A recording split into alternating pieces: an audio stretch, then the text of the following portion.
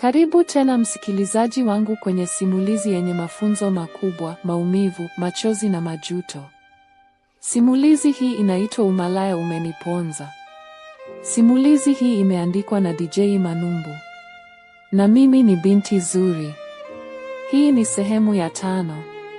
Tega masikio yako, simulizi inaendelea kunoga na kusonga mbele.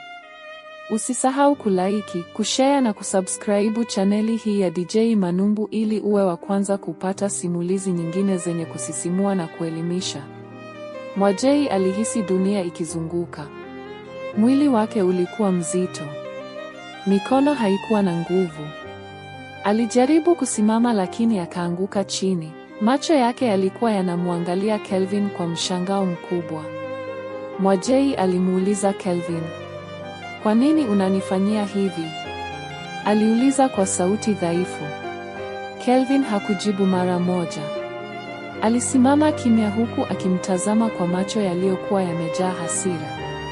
Wale wanaume wawili waliokuwa wameingia ndani wakaanza kufunga pazia na kufunga mlango kwa nguvu. Mwajei akaingiwa na hofu kubwa sana.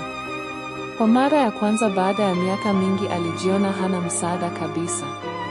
Kelvin akasogea karibu yake. "Unakumbuka wanaume mliokuwa mnawalevya na kuwaibia?" Mwajei akaanza kulia na kusema, "Naomba unisamehe." Kelvin akapiga meza kwa hasira. "Kaka yangu alikufa kwa sababu yenu."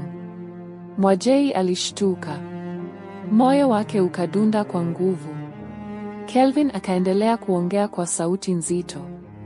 "Mlimwekea dawa kaka yangu mkamwacha barabarani usiku akiwa hajitambui.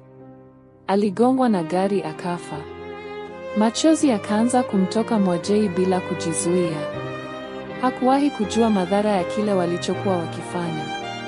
Kwao ilikuwa kazi, lakini kwa wengine ilikuwa maangamizi. Usiku huo ukageuka kuwa wa mateso makubwa kwa Mwajei. Walimshambulia na kumpora kila kitu alichokuwa nacho ndani ya nyumba.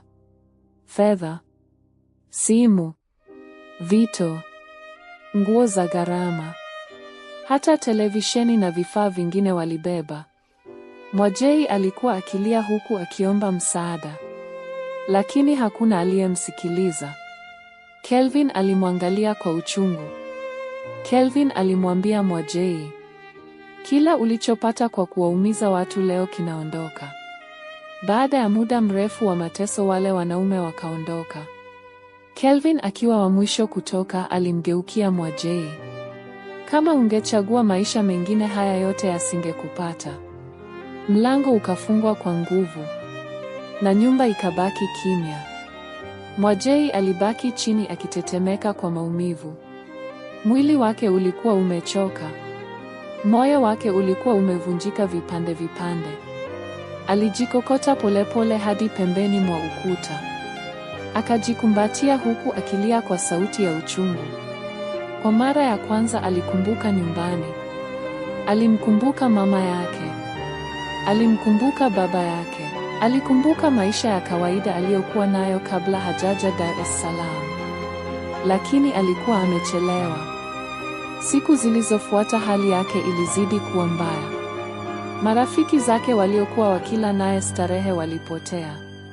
Sandra alikuwa hapokei simu za Mwajei. Wengine walimkwepa. Mwajei akaanza kuishi ndani kwa huzuni kubwa. Hakuwa tena na furaha. Hakuwa tena na pesa. Usiku mmoja alipokuwa akioga, aligundua mwili wake ulikuwa umeanza kubadilika. Alikuwa akidhoofika. Homa za mara kwa mara zikaanza. Na kikohozi hakikuisha. Mwanzoni alipuuzia. Lakini siku moja alipodondoka bafuni kutokana na udhaifu, aliamua kwenda hospitali. Alipofika hospitali moja jijini Dar es Salaam, daktari alimshauri kupima afya yake kwa ujumla. Mwajei hakujali sana. Aliamini ni uchovu wa kawaida. Baada ya vipimo aliitwa ofisini kwa daktari. Daktari alikuwa kimya kwa sekunde kadhaa. Kisha akasema kwa sauti ya upole, "Pole sana dada, vipimo vinaonyesha umeathirika na HIV." Dunia ilisimama. Masikio yake yakaanza kutoa milio ya uoga. Macho yake yakajaa machozi haraka. Hapana. Haiwezekani. Daktari akamwangalia kwa huruma na kusema ni kweli. Mwajei akaanza kulia kwa uchungu mkubwa. Alijikumbatia mwenyewe huku akitetemeka. Ndipo akagundua maisha aliyokuwa akiyaona ya starehe yalikuwa yakimpeleka polepole kwenye mauti. Itaendelea sehemu ya 6. Majuto yasiyorudisha maisha. Kama umeipenda simulizi hii, usisahau kulike, kushare na kusubscribe hii chaneli ya DJ Manumbu, ili usikose sehemu zinazofuata za simulizi hii kali na yenye mafunzo makubwa.